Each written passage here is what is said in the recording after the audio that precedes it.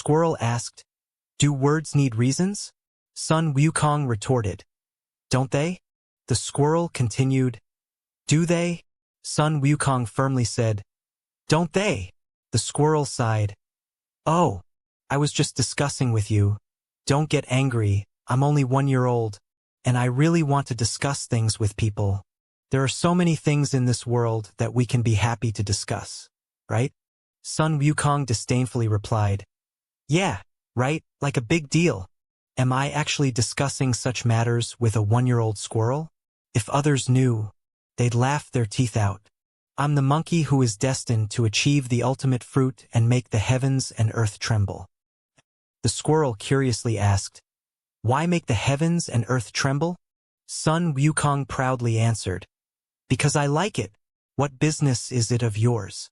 The squirrel innocently said, But I like jumping on trees and on the ground, and if I look up and see the blue sky, I'm even happier. Aren't you the same? Sun Wukong mimicked the squirrel's actions, leaping onto a treetop, then jumping to the ground, and looking up at the sky self-mockingly saying, Why do I always feel like such a fool doing this?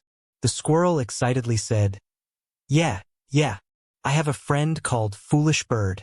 He's always cheerful, and he was supposed to go south for the winter this year, but I hoped he'd stay and play with me, so he decided not to leave. Sun Wukong sneered. He'll freeze to death. Humph. The squirrel firmly said, No, he won't. I'll let him stay in my hole. Sun Wukong taunted. Then you'll freeze to death. Same difference. The squirrel puzzledly asked, Why?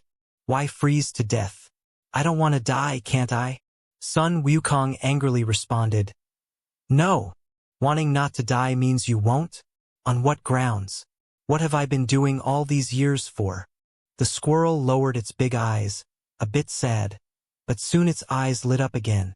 I've heard that everything has a soul, and when they get tired of one form, they die and become another form, right? If that's the case, I want to change. Sun Wukong interrupted. That's not up to you. You might become a bird or maybe a rock. The squirrel dreamily said, Maybe I'll become a colorful cloud in the sky. Sun Wukong mocked. Maybe you'll become a broken pot. The squirrel insisted. Can't I become whatever I want? Sun Wukong coldly said. In your dreams, the squirrel countered. But some can. Sun Wukong curiously asked. Who? The squirrel answered. Zaputi. Sun Wukong puzzledly said. Zaputi. Sounds like a fruit on a tree. The squirrel explained. Well, sometimes he really is. He can become anything to talk to you, or he is anything. Sun Wukong said with interest. Is there such a thing?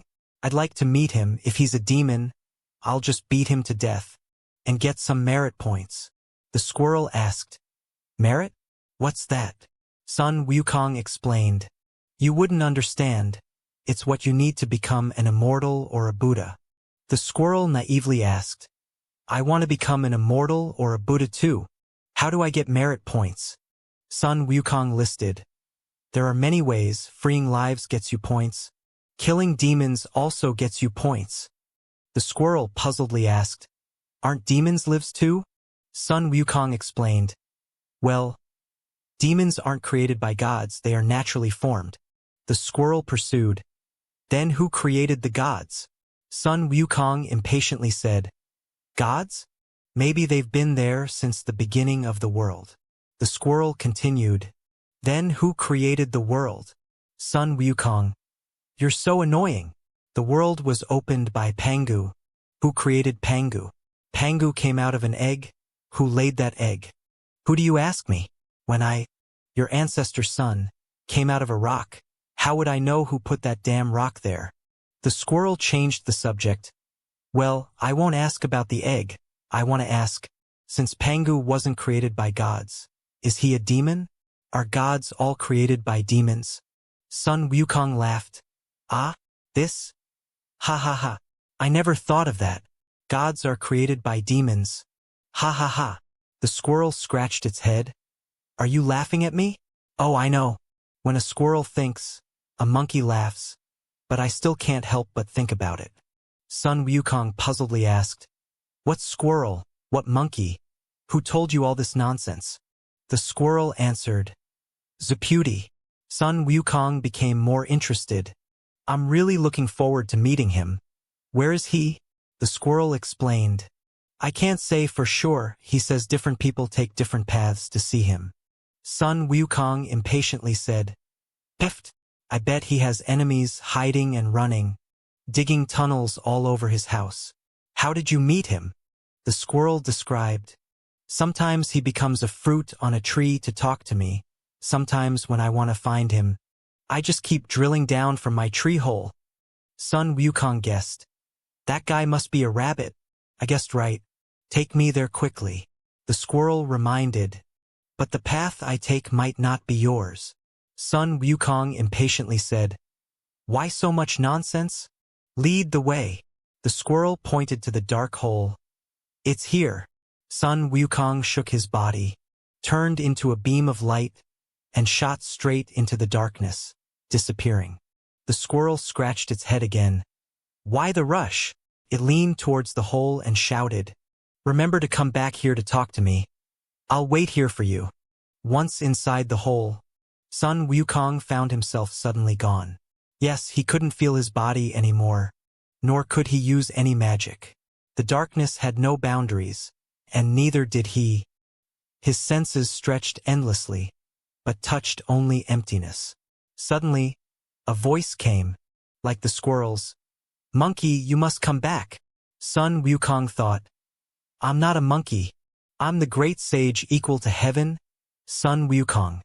But the voice only echoed in his thoughts, and the squirrel's voice clearly came from his mind. Who do you say you are? You're just a monkey. Sun Wukong struggled in his thoughts. No, I'm not. I am. Who am I? He thought. He kept falling deeper into the darkness, until his senses completely disappeared.